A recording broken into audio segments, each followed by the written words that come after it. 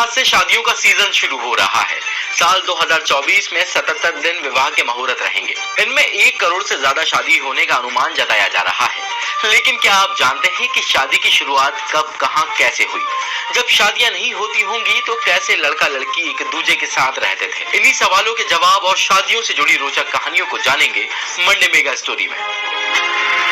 इसके लिए हमें इतिहास में थोड़ा पीछे जाना होगा, जब इंसान समूह बनाकर जंगल में शिकार किया करता था। ये समूह 30 से ज्यादा लोगों का होता था। इसका लीडर कई महिलाओं के साथ संबंध बनाकर बच्चे पैदा करता था। कुछ थ्योरी बताती है कि खेती किसानी करने वाले लोगों ने जोड़े बनाने की शुरुआत की थी, जबकि ब्रिटिश समाजशास्त्री एडवर्ड वेस्टरमार्क के मुताबिक परिवार का कॉन्सेप्ट मर्दों की वजह से आया, क्योंकि वो यौन संतुष्टि, जीविका के लिए काम और बच्चों के पालन पोषण के लिए महिलाओं के साथ रहने लगे थे। शादी से जुड़ा पहला ऐतिहासिक सबूत करीब 2350 ईसा पूर्व में मेसोपोटामिया देवी इनान्ना और सुमेरियन राजा डुमुजी की कलाकृति में देखने को मिलता है। तो वहीं भारत में हड़प्पा सभ्यता में राखीगढ़ के पास किसी जोड़े को रीति रिवाजों के साथ दफनाया गया था। और शादी आज जैसी दिखती है वैसी बिल्कुल भी नहीं थी।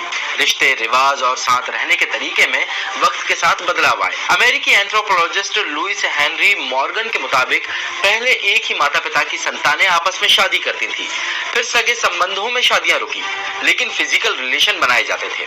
शादी के बाद एक महिला से कई लोग संबंध बनाते थे। आगे चलकर पुरुष कई महिलाओं से शादी करने लगे और अब अमूमन पुरुष केवल एक ही महिला से शादी करते हैं। शादियों के इतिहास पर गौर करें तो पता चलता है कि इसमें पुरुष प्रधानता ज्यादा होती थी। यूनान में उस वक्त पिता अपनी बेटी को बच्चे पैदा करने के वचन देने के साथ शादी करते थे। अगर वो बच्चे को जन्म नहीं दे पाई तो उसे वापस अपने पिता के घर छोड़ दिया जाता था। जबकि हिब्रुओं में कई पत्नियां रखने का रिवाज था। यूनान और रोम में मर्द वेश्याओं के साथ संबंध बना सकते थे। पत्नियों को घर और बच्चों की जिम्मेदारी उठाना पड़ती थी। तो वहीं भारत में वैदिक काल में शादी एक धार्मिक संस्कार था। हमारे वेदों में विवाह से जुड़े कई रीति रिवाजों का जिक्र है, जैसे कन्यादान, पाणी ग्रहण और सप्तपदी।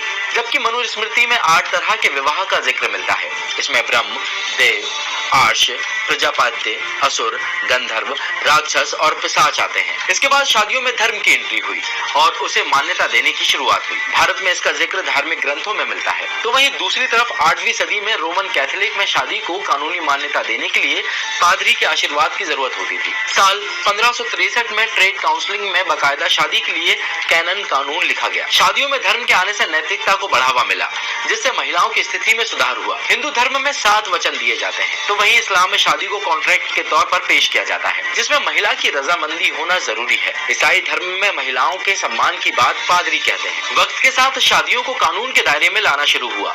साल 1639 में अमेरिकी राज्य मैसाचुसेट्स में विवाह लाइसेंस की शुरुआत हुई। तो वहीं भारत में सभी धर्मों के अलग अलग कानून हैं।